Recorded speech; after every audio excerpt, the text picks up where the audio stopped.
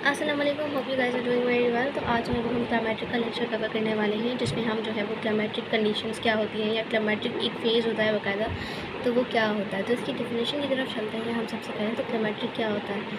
Climacteric जो है वो inter related anatomical and physiological changes होती हैं जो वुमेंस में अकर होती हैं और proceed from fertile to infertile years, उसको हम क्लाइमेट्रिक कहते हैं। मतलब कि जब वुमेन एजिंग की तरफ जाती है तो उसका फर्टाइल ईयर मतलब जो मेंस्ट्रुअल साइकिल का टाइम होता है मीनार्क से स्टार्ट होके और वो मीनोपॉज की तरफ जा रहा होता है, तो मतलब फर्टाइल टू इनफर्टाइल ईयर्स उसको हम क्लाइमेट्रिक कहते हैं। इसके अंदर हमारे पास मीनोपॉज आ जाता है। तो मीनोपॉज की बात करें तो मीनोपॉज जो है वो यूज़ की जाती है term last menstrual flow experience by a woman. Last menstrual flow एक होता है मीनार्क। मीनार्क का मतलब होता है जो फर्स्ट मेंस्ट्रुअल फ्लो वुमन अपनी लाइफ में जो है वो एक्सपीरियंस करती है, वो मीनार्क होता है।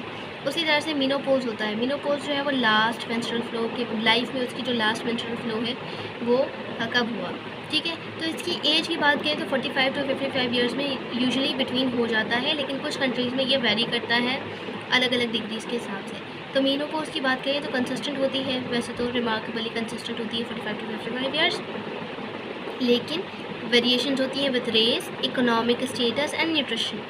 सही। तो फॉर एग्जांपल इंडिया की बात करें तो एनेक्टोरल ग्राउंड्स पर देखा जाए तो मीनोपॉज 3 टू 5 ईयर्स अर्लियर हो जाता है देन 45 ईयर्स या 55 ईयर्स जो भी है। यूरोप की बात करी जाए तो यूरोप में एज़ कम्पेयर टू इंडिया जो है वो थोड़ा सा लेट मीनोपॉज शुरू होता है, 3 टू 5 ईयर्स अर्लियर तो नहीं होता, ठीक है। जो वुमेन हाई एल्टीट्यूड पे रहती हैं वो उनको भी अर्लियर मेनोपॉज एक्सपीरियंस करना पड़ता है अपनी लाइफ में, और जो वुमेन्स जो हैं वो सिगरेट स्मोकिंग करती हैं उनकी मेनोपॉज की age to almost 2 years reduce हो जाती है। लाइक 45 ईयर्स है तो 55 ईयर्स है, तो इस दौरान में उनकी जो मेनोपॉज की एज है वो 2 ईयर्स रिड्यूस हो जाती है नॉर्मल मेनोपॉज की एज से।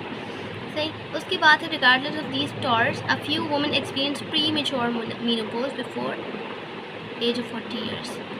सारे फैक्टर्स हटा के उसके बाद वजूद जो है वो कुछ वुमेन्स जो है वो प्री मेच्योर मीनोपॉज फेस करती हैं, मतलब कि 45 ईयर्स की एज से पहले, अबव 40 ईयर्स, 45 भी नहीं, 40 ईयर्स से पहले ही उनको मीनोपॉज हो जाता है, ठीक है। तो इसकी बात करी जाए तो मीनोपॉज होता है कि वो मीनोपॉज में क्या होता है। मीनोपॉज में होता है कि एजिंग की वजह से ओवरीज जो है वो एग्जॉस्ट हो जाती हैं वायबल फॉलिकल्स दे के प्रोड्यूस कर करके, तो वो जो ओवरीज हैं वो श्रिंक हो जाती हैं और उसके बाद fail to produce oestrogen hormone जो कि रिस्पॉन्सिबल होता है प्रोडक्शन ऑफ ओवास या जो भी है।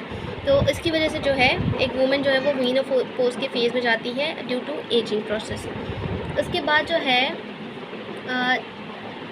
कुछ स्ट्रक्चर्स हैं, टारगेटेड ऑर्गन्स होते हैं ईस्ट्रोजन के जो कि टारगेट कर रहा होता है, जिसके अंदर श्रिंकेज हो रही होती है ड्यूरिंग क्लाइमेट्रिक स्टेज या फेज़, जिसमें ब्रेस्ट की श्रिंकेज हो जाती है, यूटेरस का एंडोमेट्रियम श्रिंक हो जाता है क्योंकि लो लेवल ऑफ एस्ट्रोजन्स। उसके बाद वजाइना की श्रिंकेज हो जाती है, उसका श्रिंकेज नहीं होता है, उसकी इलास्टिसिटी लॉस हो जाती है, उसका मॉइस्चर ख़त्म हो जाता है, जिसकी वजह से यूटीआई मतलब यूरिनरी ट्रैक इन्फेक्शंस के चांसेस बहुत बढ़ जाते हैं, ठीक है। और यूरिनरी ट्रैक में जो है वो डिस्टर्बेंस देखने को मिलती है एज की वजह से, ठीक है। ओवरीज श्रिंक हो जाती हैं तो फॉलिकल्स वो प्रोड्यूस नहीं कर पा रही होती है। उसके बाद कुछ सिम्टम्स आते हैं हमारे पास। तो प्री मेच्योर मीनोपॉज की हम बात कर चुके हैं कि जो है वो मीनोपॉज जल्दी हो जाता है कुछ वुमेन्स को regardless of all the factors. उसके बाद फॉलोइंग मीनोपॉज पोस्ट मीनोपॉज, ठीक है। However in popular usage word menopause synonym होता है phrase the change of life. अगर मीनोपॉज को दूसरे एस्पेक्ट से देखा जाए तो मीनोपॉज का मतलब होता है कि ऐसी चीज़ जो आपकी लाइफ को बिल्कुल चेंज कर देती है। क्यों? क्योंकि इसके अंदर जो बहुत सारी हार्मोनल चेंजेस आ रही होती हैं, ईस्ट्रोजन के लेवल्स रिड्यूस हो रहे होते हैं और बाकी हार्मोन्स के लेवल्स भी रिड्यूस हो रहे होते हैं, ठीक है। इसके अलावा जो है ईस्ट्रोजन ब्रेन पर भी इफेक्ट कर रहा होता है क्योंकि ब्रेन में भी कुछ रिसेप्टर्स ईस्ट्रोजन के होते हैं। तो जब ईस्ट्रोजन प्रोड्यूस ही नहीं हो रहा तो वो ब्रेन में भी कुछ जो है वो चेंजेस कॉज करेगा, जिसकी वजह से डिप्रेशन भी होगा, एंजाइटी भी वुमन फील करेगी, मूड स्विंग्स भी फील करेगी, ठीक है। ब्रॉड कंसेप्ट पे देखा जाए चेंज ऑफ लाइफ को तो ये अनप्लीजेंट सिम्टम्स होते हैं इन जो कि सब वुमेन्स एक्सपीरियंस करती हैं। This is the time prime menopause, perimenopause, या इस टाइम को जो है वो हम पेरी मीनोपॉज कहते हैं, जो कि चेंज इन लाइफ आता है। मोर रिसेंटली कहा जाए तो inter related anatomical physiological changes, जैसे कि मैं पहले बता चुकी हूँ कि क्लाइमेट्रिक क्या होता है। तो ये क्लाइमेट्रिक की डेफिनेशन है कि इंटर रिलेटेड चेंजेस होता है फिजियोलॉजिकल चेंजेस का और एनाटॉमिकल चेंजेस का, ठीक है। फिजियोलॉजिकल की बात की जाए तो ईस्ट्रोजन हो जाता है। एनाटॉमिकल स्ट्रक्चर्स की बात की जाए तो ओवरीज श्रिंक हो जाती हैं, फॉलिकल्स जो है वो प्रोड्यूस नहीं हो रहे होते हैं, यूटेरिन की श्रिंकेज हो जाती हैं, ब्रेस्ट के जो टिश्यूज़ हैं वो श्रिंक हो जाते हैं। तो ये चेंजेस होती हैं because ovaries becomes over exhausted follicles की वजह से। फेल टू प्रोड्यूस ईस्ट्रोजन नहीं होता। एंटीरियर पिट्यूटरी ग्लैंड जो है वो रिलीज़ कराता है साइक्लिक इनहिबिशन ऑफ ईस्ट्रोजन, और उसके बाद जो है वो continues to produce follicle stimulating hormone and luteinizing hormone. Follicle stimulating hormone और ल्यूटिनाइजिंग हार्मोन जो है उसकी प्रोडक्शन इंक्रीज हो जाती है कुछ टाइम के लिए after the following the menopause जो भी है। उसके बाद जो टारगेटेड ऑर्गन से ओवरी श्रिंक हो जाती है, यूट्रस स्मॉल हो जाता है, एंडोमेट्रियम जो है वो एट्रोफी की तरफ चली जाती है और थिन हो जाती है। ठीक है, सर्विक्स जो है उसका साइज़ रिड्यूस हो जाता है, डिमिनिश हो जाता है, सेक्रेशन ख़त्म हो जाती है, डिक्रीज हो जाती है, एट्रोफिक चेंजेस आती हैं वजाइनल वॉल में, लॉस कर देता है इलास्टिसिटी में। ठीक है, और फिर जो है वो शैलोअर हो जाएगी इसकी फॉर्नेसिस जो भी है, जो कैविटी है वजाइनल कैविटी वो उसका कनाल जो है वो शॉर्ट हो जाएगा। This is fall in. उसके बाद जो है अब सिक्रीशंस प्रोड्यूस नहीं हो रही है तो एसिडिटी भी जो है रिड्यूस हो जाती है विद इन द वजाइना। अब एसिडिटी होती ही इसलिए है ताकि यूटीआई इन्फेक्शन को प्रिवेंट किया जा सके, बैक्टीरियल या वायरल इन्फेक्शन से उसको ख़त्म किया जा सके। लेकिन एसिडिटी जैसे रिड्यूस हो रही है एजिंग की वजह से, तो फिर वजाइना के अंदर जो है वो इन्फेक्शन के चांसेस बहुत ज़्यादा बढ़ जाते हैं। There is atrophy of supporting structures जैसे जेनाइटल ट्रैक्ट्स, प्रेडिस्पोजिंग प्रोलैप्स, मतलब जेनाइटल स्ट्रक्चर्स में सपोर्टिंग टिश्यूज़ में एट्रोफी हो जाती है तो प्रोलैप्स जो है वो यूटेरिन के या यूटेरस के प्रोलैप्स के चांसेस बढ़ जाते हैं। ठीक है, उसके बाद है एट्रोफी एपिथेलियम। ब्लेडर के अंदर बात करें तो ब्लेडर के अंदर भी एपिथेलियम में जो है वो एट्रोफी हो जाती है ट्राइगोन स्ट्रक्चर में एंड यूरिथ्रा। ट्राइगोन स्ट्रक्चर जो है वो एक इस तरह का कुछ स्ट्रक्चर होता है, यहाँ बना दूँगा। ठीक है, ये होता है हमारा ब्लेडर। सही, यहाँ पर जो है वो एक मसल होता है जिसको ट्राइगोन कहते हैं, तो ये रिस्पॉन्सिबल होता है यूरिन को कंट्रोल करने में। तो इसके अंदर जो है वो प्रॉब्लम आ रही होती है, एट्रोफी होने शुरू हो जाती है। सही, ये होता है ट्राइगोन एरिया। ये हमारे पास होते हैं यूरेटर्स यहाँ से, सही, और ये हमारे पास यूरेथ्रा। उसके अलावा इंटरनल यूरेथ्रल ऑरिफिस, ये वाला रीजन इंटरनल और यूरेथ्रल ऑरिफिस, सॉरी। उसके बाद जो है हम बात कर लेते हैं कुछ मज़ीद इसमें। तो ये चेंजेस जो है वो इन्फेक्शन जो इसकी वजह से क्या होगा, अब यूरेथ्रा का साइज़ जा रहा है, रिड्यूस हो रहा है, एट्रोफी की तरफ जा रहा है, तो सपोर्टिंग कनेक्टिव टिश्यू में क्या होता है, वहाँ पर फ्रिक्वेंसी बढ़ जाती है, डिसयूरिया हो जाता है, स्ट्रेस अर्ज इनकॉन्टिनेंस होना शुरू हो जाता है। ठीक है, तो ये चेंजेस क्या करती हैं, इन्फेक्शन कॉज करती हैं। लेकिन ये ऑल्सो जो है वो प्रेजेंट होती है similar symptoms to an, but may also present similar symptoms to an infection, मतलब प्रोन है इन्फेक्शन के तो फिर इन्फेक्शन के सिम्टम्स भी हमें नजर आएंगे। Approximately 10 to 15 of women pass through this stage in their life, noticing very little difference either physically or mentally. Physically भी कुछ डिस्टर्बेंसेस आती हैं और मेंटली भी डिस्टर्बेंस आती हैं। इसके अलावा आगे बढ़ते चलें, मीनोपॉज के कुछ सिम्टम्स जो हैं वो हमें नज़र आते हैं, जैसे कि एक्सपीरियंस करती हैं वुमेंस इन देयर लाइफ या जो भी हैं। हॉट फ्लशेस उनको मिलते हैं नेक पर, बैक पर, और जो है वो उनकी चेस्ट पर हॉट फ्लशेस मिलते हैं। नाइट स्वेट्स होते हैं, वजाइनल सोरनेस हो जाती है। डिस्पेरियूनिया में क्या होता है, पेनफुल सेक्सुअल इंटरकोर्स होता है डिस्पेरियूनिया सॉरी। और यूरिनरी डिसऑर्डर्स उनको फील करने पड़ते हैं, अर्ज इनकॉन्टिनेंस हो गया या यूरिनरी इनकॉन्टिनेंस हो गया है या नॉक्टर्नल इन्यूरेसिस भी हो गया। ड्राई स्किन हो जाती है, रिड्यूस होती है कंसंट्रेशन, रिड्यूस कंसंट्रेशन हो जाती हैं, एसिड की कंसंट्रेशन लॉस हो जाती है, मेमोरी जाती है, क्योंकि मैंने बताया कि ईस्ट्रोजन के इफेक्ट्स होते हैं वो ब्रेन के रिसेप्टर्स जो है वो उस पर रिस्पॉन्स करते हैं। जब ईस्ट्रोजन नहीं होगा तो वो रिसेप्टर्स को सिग्नल नहीं मिलेगा, तो वो जो है उनका फंक्शन आल्टर हो जाएगा। Inability to make decisions, anxiety, mood swings, irritability मिलेगी और टायर्डनेस एंड डिप्रेशन भी मिलेगा। ठीक है, उसके बाद बात करें तो इसका ट्रीटमेंट क्या है, तो हार्मोन रिप्लेसमेंट थेरेपी की जाती है through unpredictable undulations in hormonal levels with the option gradually withdrawing therapy when body levels have stabilized। Hormonal replacement therapies की जाती हैं तब तक जब तक के नॉर्मल लेवल जो है वो हार्मोन्स के बॉडी में नहीं आ जाते और सिम्टम सारे सबसाइड नहीं हो जाते। जैसे ही सब सिम्टम सबसाइड हो जाते हैं, बॉडी स्टेबलाइज हो जाती है, तो इस ट्रीटमेंट को जो है वो विड्रॉ कर दिया जाता है, आहिस्ता आहिस्ता छोड़ दिया जाता है। ठीक है, उसके बाद हमारे पास कुछ फिजिकल सिम्टम्स नजर आते हैं जिसमें हॉट फ्लशेस एंड नाइट, मतलब ड्यूरिंग नाइट जो है वो फीमेल को देखने पड़ते हैं, फील करने पड़ते हैं। फ्लशिंग एंड स्वेटिंग अकर होती है अपर चेस्ट पर, नेक पर, फेस पर, sometimes triggered by stressful situations. Stressful situations, कोई स्ट्रेस है किसी चीज़ का, या ओवर थिंकिंग कर रही है, या फिर किसी चीज़ की एंजाइटी हो रही है, तो उसकी वजह से जो है वो उस सिचुएशन में उनको हॉट फ्लशेस होंगे, नाइट स्वेट होंगे। हॉट ड्रिंक्स और hot spicy food often however little और नो अपेरेंट रीज़न होता है for embarrassing and inconvenient events which may happen occasionally or many times a day।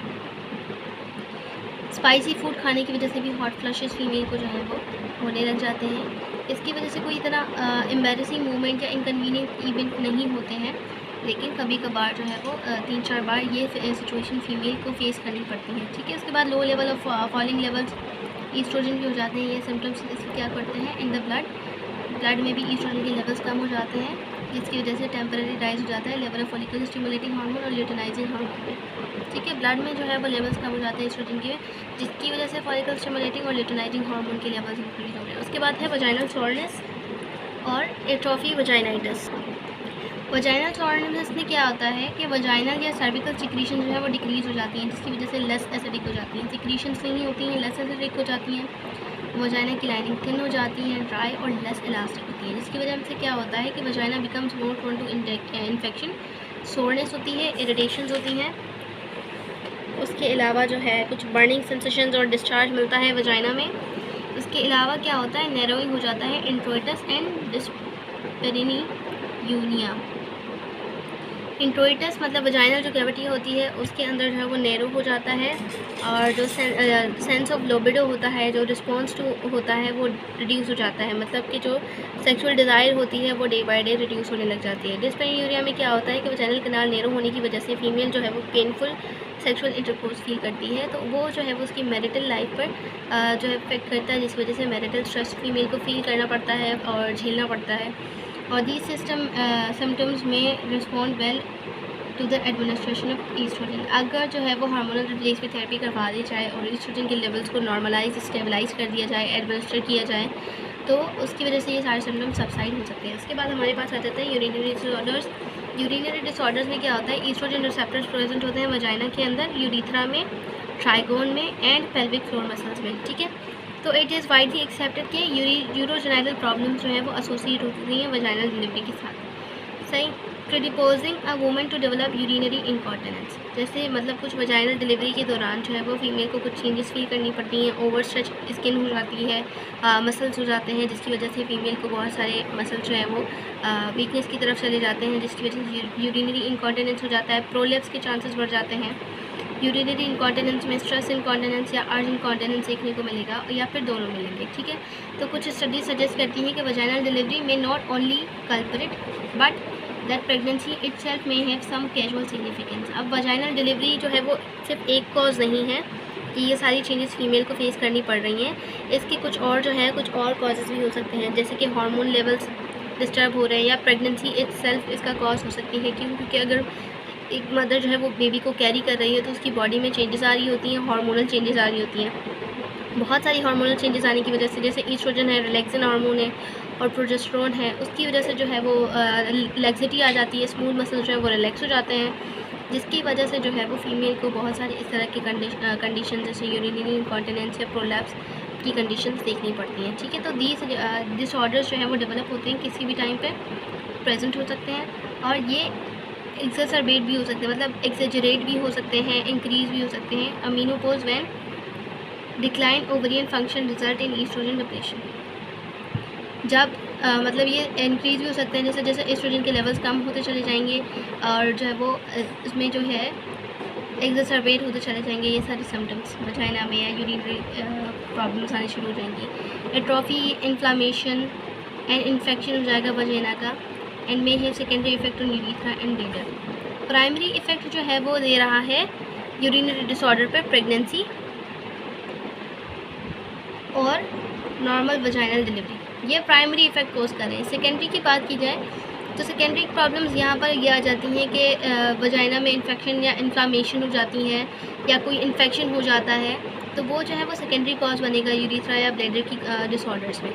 सही, उसके बाद जो है हमारे पास आ जाते हैं वजाइना यूरिथ्रा के पास कॉमन एम्ब्रियोलॉजिकल ओरिजिन होती है, दोनों जो है वो अराइज हो रही थी फ्रॉम प्रिमिटिव यूरिजेनाइटल साइनस से, ठीक है। और ये presence of the atrophic vaginitis suggest करता है कॉन्कोमिटेंट यूरिथ्राइटिस, यूरिथ्रा का इन्फेक्शन हो जाना, इन्फ्लामेशन हो जाना, ठीक है, इन्फेक्शन ही इन्फ्लामेशन। अब है ईस्ट्रोजन डेफिशिएंसी का क्या होता है, किसकी वजह से रोल प्ले होता है, एट्रोफी हो जाती है ट्राइगोन मसल की। यहाँ पर मैं ट्राइगोन एक्सप्लेन कर चुकी हूँ, ठीक है। उसके बाद जो है एसोसिएटेड सपोर्टिव लिगामेंट्स पर इफ़ेक्ट पड़ता है, ठीक है, वो रिलैक्स हो जाते हैं। उसके अलावा जो है यहाँ पर कुछ रिजल्ट आते हैं, रिडक्शन हो जाती है turgidity of the cells forming urethra. Turgidity या मतलब टेंसाइल स्ट्रेंथ को विथ स्टैंड करने की जो भी एबिलिटी होती है टिश्यूज़ की, वो क्या हो जाती है, कम हो जाती है। उसकी वजह से यूरिनरी डिसऑर्डर्स के प्रॉब्लम एक वुमेन को फेस करने पड़ते हैं। उसके बाद हमारे पास आ जाता है ड्राई स्किन की कंडीशन। ड्राई स्किन की कंडीशन की बात करें तो यूजुअली जो है वो एज रिलेटेड चेंजेस आती हैं स्किन में, secondary to the chronic ultraviolet radiation exposure, ठीक है। सबसे पहला जो है हमारे पास स्किन रेडिएशन, ड्राई स्किन क्यों होती है, अल्ट्रा वायलेट रेडिएशन की वजह से होती है। इसका भी प्राइमरी कॉज क्या है, अल्ट्रा वायलेट रेडिएशन है, जिसकी वजह से जो है स्किन ड्राई होने लग जाती है। सेकेंडरी कॉज इसका है एज रिलेटेड कॉज, ठीक है। There is also reduction in epidermal cells turnover rate, 50% reduction हो जाएगी by age of 70। Turnover rate मतलब कि जो है स्किन जो सेल्स हैं वो लेवाइल हैं, तो वो खुद ही फॉर्म होते चले जाते हैं, तो इनका रेट जो डिवाइडिंग का रेट है, टर्न ओवर का रेट है, या फिर उसकी जो है वो मतलब एक जो है सर्कुलेशन को इन्हांस करके हम जो है सेल की लाइफ को इंक्रीज़ कर सकते हैं, उसकी क्वालिटी ऑफ लाइफ को इन्हांस कर सकते हैं। तो उसकी क्या है, टर्न ओवर रेट में डिप्लेशन आना शुरू हो जाती है 50% at the age of 70। Result क्या आता है, decrease ability to skin withstand and repair damage. Skin में इसकी वजह से क्या है, स्ट्रेस को या फिर किसी भी तरह के जो है वो फोर्सेस को विथस्टैंड नहीं कर सकती स्किन, और डैमेज को रिपेयर नहीं कर सकती है। स्किन पर भी एसिडिक हमारी जो है वो नेचर होती है, जो कि इन्फेक्शन से, बैक्टीरियल इन्फेक्शन हो, वायरल इन्फेक्शन हो, उससे प्रिवेंट करती है। तो अगर तो स्किन ड्राई रहेगी, मॉइस्ट नहीं रहेगी, वहाँ पर एसिडिक लेवल नहीं होगा सही से, तो वहाँ पर जो है वो स्किन ईजिली प्रोन टू होगी इन्फेक्शन, इंजरीज, और वो फिर रिपेयर भी सही से नहीं होगी। साइकोलॉजिकल एंड इमोशनल चेंजेस की बात करें तो वुमेन ब्लेम कर रही होती है menopause for a great deal and complain variety of psychological and emotional difficulties. एक मीनोपॉज को ब्लेम कर रही होती हैं वुमेन्स कि भाई ये हमारा जो है वो ज़्यादातर मेजर कॉज है, थ्रेट है हमारी साइकोलॉजिकल या मेंटल हेल्थ पर। ये जो है वो कोलिनर्जिक न्यूरॉन जो होते हैं, इसका जो नॉन है कि कहा जाता है कि कोलिनर्जिक न्यूरॉन्स होते हैं हमारे ब्रेन में, जो कि ईस्ट्रोजन रिसेप्टर्स को कंटेन कर रहे होते हैं। अब उसकी डिक्लाइनिंग में, मतलब जैसे कि ईस्ट्रोजन के लेवल्स रिड्यूस हो रहे हैं पोस्ट मीनोपॉज़ल वुमेन में, तो वो कंट्रीब्यूट करता है इम्पेयर्ड कॉग्निटिव परफॉर्मेंस में, इंक्रीज़ करता है इंसिडेंस ऑफ डिमेंशिया, जिसकी वजह से मेमोरी लॉस हो रही होती है। सही, तो यहाँ पर जो है वो सिर्फ और सिर्फ मीनोपॉज को ही वो ब्लेम कर रही होती हैं, जबकि मीनोपॉज का इसमें रोल नहीं होता है। एजिंग के साथ वैसे ही एस्ट्रोजन के लेवल्स रिड्यूस हो जाते हैं। मीनोपॉज नहीं, अगर मीनोपॉज नहीं भी है, वीमेन के एस्ट्रोजन के लेवल्स कम हैं, तो उसको जो है वो ये कॉग्निटिव परफॉर्मेंस के लेवल्स या इम्पेयरमेंट मिलेगी, साइकोलॉजिकल डिस्टर्बेंसेस मिलेगी फीमेल में, या किसी भी जो है वो गर्ल में, फीमेल में, वुमन में, जो भी है, ठीक है। सेक्सुअलिटी की बात करें तो जो है वो कॉन्सिक्वेंसेज होते हैं हार्मोनल ट्रांजिशन ऑफ मीनोपॉज और declining level of oestrogen and testosterone, ठीक है। ईस्ट्रोजन और टेस्टोस्टेरोन के लेवल जो है वो एज के साथ साथ जो है वो रिड्यूस होते चले जाते हैं, और मीनोपॉज में जैसे ट्रांजिशन फेज होता है, मतलब एक डिक्लाइन आने लग जाता है, तो लेटर बीइंग एसोसिएटेड हो जाता है डिक्रीज सेक्सुअल डिज़ायर, जिसको लिबिडो कहते हैं, ठीक है, सेंसिटिविटी एंड जो है रिस्पॉन्स। सही, लॉस ऑफ लिबिडो, इसका मतलब डिक्रीज सेक्सुअल डिज़ायर जो भी है, ठीक है। However some of these unpleasant symptoms जो हैं ये एलिविएट हो सकते हैं, रिलीव किए जा सकते हैं ट्रीटमेंट से। साइकोलॉजिकल या फिर लविंग सपोर्ट होगी, या अंडरस्टैंडिंग पार्टनर होगा जो कि हेल्प करेगा women to reduce anxiety, thereby increasing her pleasure, ठीक है। देन हमारे पास टेस्टोस्टेरोन के लेवल्स मेल में भी कम हो जाते हैं for around 4th decade resulting in decline in libido. 4th decade की बात करें तो आफ्टर द एज ऑफ 70 कहा जाता है या 60 कहा जाता है कि मेल में जो है वो चेंजेस आना शुरू हो जाती हैं एजिंग की, ठीक है। अच्छा, यहाँ पर जो है वो नंबर ऑफ़ पोस्ट मेनोपॉज़ल में नंबर ऑफ़ नोटिसेबल सीक्वल जो है वो देखने को मिलती हैं फीमेल के अंदर। जैसे कि ईस्ट्रोजन सबसे मेन टारगेट जो है वो हमारा ईस्ट्रोजन है क्लाइमेटिक फेज़ में, जिसकी वजह से सारी की सारी चेंजेस हमें देखने को मिलती हैं, जिसकी वजह से क्या होता है, रिजल्ट हो जाती है सिग्निफिकेंट मॉर्बिडिटी और मोर्टेलिटी रेट में। मोस्ट क्रिटिकल नोन है ईस्ट्रोजन के इफेक्ट के वो एक्सेलरेशन ऑफ ऑस्टियोपोरोसिस को डिक्रीज़ कर देता है। ऑस्टियोपोरोसिस होता है क्यों? एक तो होती है ऑस्टियोक्लास्टिक एक्टिविटी, एक होती है ऑस्टियोब्लास्टिक एक्टिविटी। ऑस्टियोब्लास्टिक जो है वो बोन या जो है वो बोन फॉर्मिंग सेल्स होते हैं, ठीक है। ऑस्टियोक्लास्टिक एक्टिविटी जो होती है वो बोन ब्रेकडाउन के जो है वो सेल ब्रेकडाउन के जो है एक्टिविटी होती है, वो जो है वो फंक्शन होता है ऑस्टियोक्लास्टिक एक्टिविटी, ठीक है। तो डिप्लेशन ईस्ट्रोजन की वजह से क्या हो जाता है, ऑस्टियोपोरोसिस होता है। क्यों? क्योंकि ऑस्टियोब्लास्टिक एक्टिविटी डिक्रीज हो जाती है, ऑस्टियोक्लास्टिक एक्टिविटी जो इंक्रीज़ हो जाती है, जिसकी वजह से जो है वो बोन पोरस होने लग जाती है, उसकी डेंसिटी रिड्यूस होना शुरू हो जाती है, और वो जो है वो सब्सिक्वेंट फ्रैक्चर्स उसके चांसेस जो है वो इंक्रीज़ होने लग जाते हैं। पोस्ट मेनोपॉज़ल वुमेन जो है वो ऑल्सो इंक्रीज इसका कार्डियोवास्कुलर रिस्क होता है, ऑल्दो प्रिसाइज मैकेनिज्म जो है वो governing its development and its relation to falling oestrogen level is complex and at present not well and understood. अभी तक इसको जो है वो कम्प्लीटली अंडरस्टूड नहीं किया गया है इस चीज़ को, लेकिन पोस्ट मेनोपॉज़ल वुमेन में कार्डियोवास्कुलर डिसीज़ जो है वो बहुत ही कॉमन होती हैं, उसका रिस्क बहुत ज़्यादा होता है, और ये कहा जाता है कि वो भी ईस्ट्रोजन लेवल की वजह से ही होती है।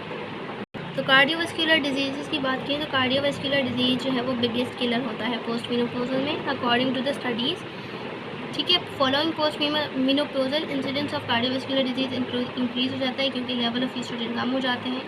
इन every 2 women who reaches the age of 50, 1 in every 2 women, ठीक है। हर 2 लोगों में से या 2 वुमेन्स में से एक वुमेन जो है वो कार्डियोवास्कुलर डिजीज़ या कंडीशंस कॉम्प्लिकेशंस की वजह से जो है वो हार्ट डिजीज़ या स्ट्रोक की वजह से उसकी डेथ हो जाती है पोस्ट मेनोपॉज़ल में स्टेज में। फिर हमारे पास ऑस्टियोपोरोसिस आ जाता है। ऑस्टियोपोरोसिस हम ऑलरेडी डिफाइन कर चुके हैं कि क्या होता है। ऑस्टियोपोरोसिस जो है वो सिस्टमिक स्केलेटल डिसऑर्डर होता है, लो बोन मास डेंसिटी होती है, माइक्रो आर्किटेक्चरल डिटोरिएशन हो जाती है बोन के टिश्यूज़ की।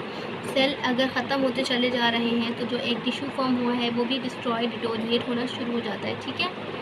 तो उसके बाद जो है वो इंक्रीज़ हो जाती है बोन की फ्रेजाइलिटी, बोन जो है वो फ्लेक्स हो जाती है, फ्रेजाइलिटी इंक्रीज़ हो जाती है, जिसकी वजह से फ्रैक्चर के चांसेस बढ़ जाते हैं। 3 मेन फैक्टर्स जो हैं वो डेवलपमेंट ऑफ ऑस्टियोपोरोसिस में होते हैं। एक तो इररिवर्सिबल माइक्रो आर्किटेक्चर डैमेज हो जाता है बोन का, जो कि रिवर्स नहीं हो सकता है, ठीक है। डिक्रीज बोन मास डेंसिटी और increase tendency to fall.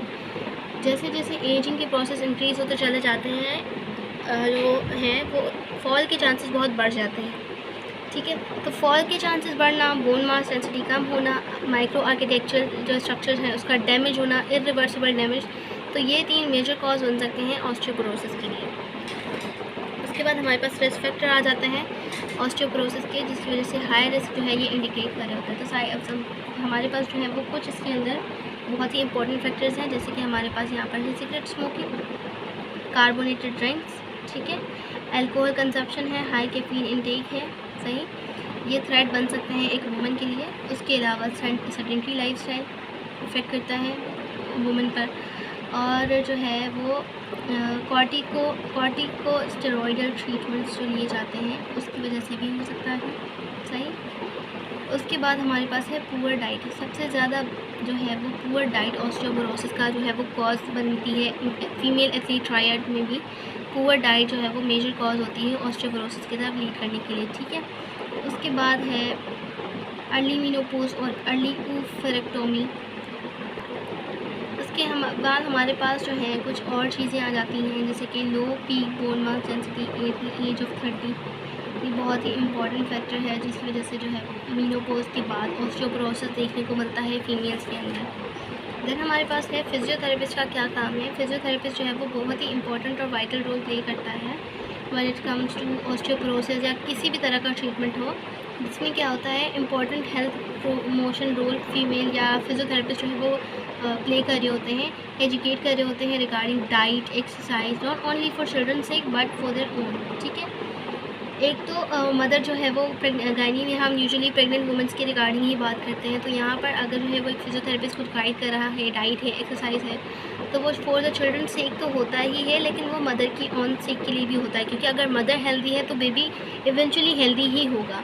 It should be emphasized to women that diet with adequate amount of calcium, vitamin D, together with regular bone loading exercise. Bone loading exercises में क्या होता है, low impact exercise करनी होती है osteoporosis में, क्योंकि यहाँ पर फ्रैक्चर के चांसेस बहुत होते हैं। तो जॉगिंग करवाते हैं, ट्रेडमिल करवाते हैं, इसके अलावा स्विमिंग करवाते हैं, ताकि जो है वो बोन पर लोड पड़े। बोन पर जैसे ही लोड पड़ेगा तो ऑस्टियोब्लास्टिक एक्टिविटी इन्हांस होगी। जैसे जैसे ऑस्टियोब्लास्टिक एक्टिविटी इन्हांस होगी, कैल्शियम और विटामिन डी का जो है वो इनटेक की डिमांड होगी। जैसे ही इन दोनों की डिमांड होगी, डाइट एडिकेट ली जाएगी एक्सरसाइजेस के साथ, तो क्या होगा, बोन की जो नीड्स हैं वो पूरी होने लगेंगी, और इस तरह से जो है वो हेल्दी बोन फॉर्मेशन या फिर बॉडी में फीमेल की रहेंगी। ठीक है, उसके बाद जो है फॉलो करनी चाहिए for in order to both to attain optimal peak bone mass density at the age of 30, reduce rate of bone loss which commences early in the 4th decade and accelerates after